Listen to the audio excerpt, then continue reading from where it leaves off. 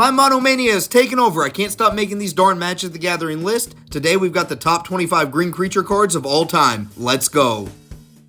First up, there's Forgotten Ancient. This guy's going to gain a bunch of counters every time a spell gets cast, and we can distribute those counters amongst our team. He's in 132,432 decks, and that makes up 6% of any possible deck that he could be in. We've got the Hoof, Crater Hoof Behemoth. This game ender comes into play and makes all the creatures huge, and you can swing in for lethal. This is a finish for elves, druids, bears, doesn't matter. He's in 135,470 decks, which makes up 6% of all possible decks that he could be in. You knew that ramp would make up a large category of this, right? So we've got Arbor Elf. This one just untaps a forest when you tap it. It's in 148,302 decks, and that's 7% of all possible decks that it could be in.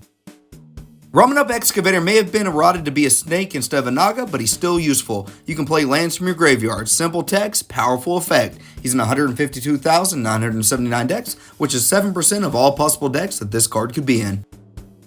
I think everybody can agree that green has some big, scary, game-ending threats. Champion of Lambhold is one of them. It's going to make all of our other big monsters unblockable because this card will get huge because we're going to keep playing creatures. That's why she's in 156,377 decks, which makes up 7% of all possible decks that this card could be in. Super Friend and Infect players can agree on one thing. Evolution Sage absolutely rocks. It's got landfall. When a land ETBs, you proliferate, so your planeswalkers get bigger and the poison count goes higher. This card's in 156,767 decks, which makes up 7% of all possible decks it could be in. Most Magic the Gathering players love squirrels. Toski, Bearer of Secrets proves that. This card gets a lot of play. It's a 1/1 for 4 mana, it is indestructible, and it can't be countered, and it attacks all the time. But whenever a creature you control deals combat damage to a player, you get to draw a card. That's why Toski's in 156,962 decks, which makes up 7% of all possible decks that it could be in. Of course, we have more ramp with Wood Elves. This is a staple in a lot of green landfall decks. When it ETBs, you search your library for a forest card, which can be non-basic, and put it on the battlefield. This card's in 157,155 decks, which makes up 7% of all possible decks it could be in.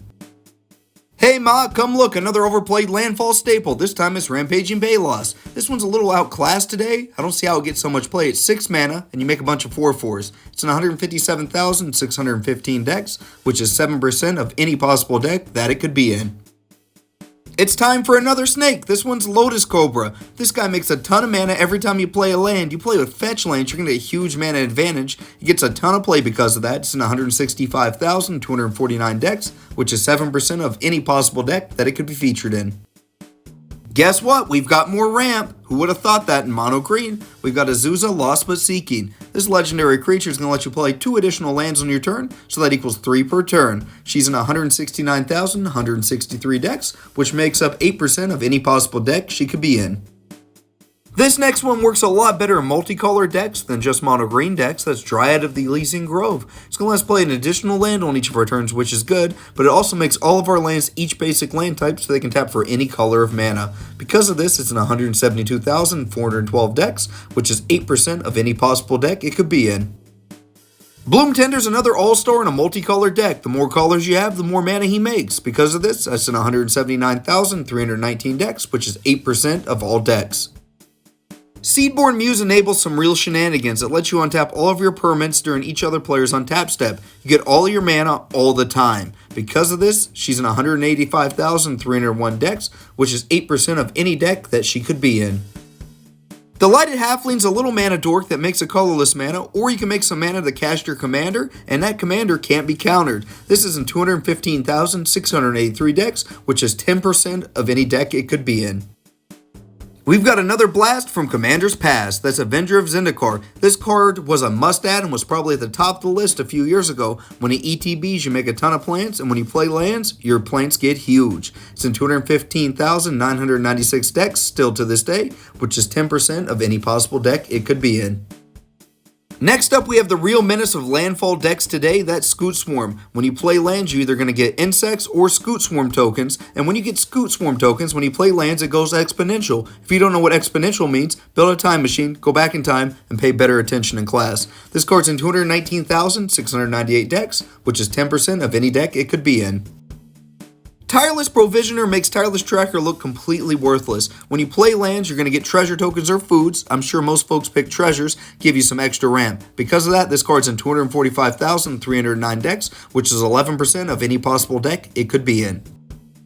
Finally, we get to feature some removal, an overplayed one albeit, that's Reclamation Sage. When it ETBs, you destroy an artifact or enchantment. Simple text for an awesome card. It's in 247,085 decks, which is 11% of any possible deck it could be in.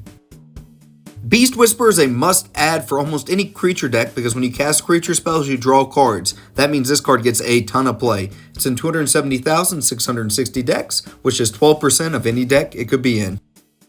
The Mana Dork train's about to roll in the station. We're going to start with Fyndhorn Elves. It's a 1-mana 1/1 that taps for 1 green. Super useful for ramping hard early. It's in 296,626 decks, which is 13% of any possible deck it could be in. I told you the train was here. There's Elvish Mystic. Does the same thing as Fyndhorn Elves. Could be considered a functional reprint. 1/1 for 1, taps for 1. It's in 398,494 decks, which is 18% of any possible deck it could be in. Luckily, we have a brief reprieve from the Mana Dorks with Secure Tribe Elder. It gets some ramp happening, but it just gets a land into play. It's the superior rampant growth. You can chump, sack, get a land. Because of this, it's in 416,731 decks, which is 19% of any possible deck it could be in. We've got the original template for the Mana Dork Elf, that's Llanowar Elves. Originally from Alpha, printed still to this day, it cost 1 green and taps for a green. It's in 465,692 decks, which is 21% of any possible deck it could be in. It wouldn't be a master set without a reprint of Eternal Witness. This value of this card just keeps plummeting with every reprint. It's a good effect. When ETBs, you get a card from your graveyard to your hand. Because of this, it's in 472,678 decks, which is 21% of any possible deck it could be in. Was there any doubt that Birds of Paradise wouldn't be the #1 spot? This is the best Mana Dork of all time. It's a 1-mana 0/1 flyer that can make 1 mana of any color. This slots into almost any deck. Because of that, it's in 598,902 decks, which is 27% of any possible deck it could be in. Let me know how many of these staples have made it into your decks in the comments below. Anyways, I really appreciate y'all for watching. Please like, subscribe, and hit that bell icon to get notified. The algorithm appreciates you, and more importantly, I appreciate you.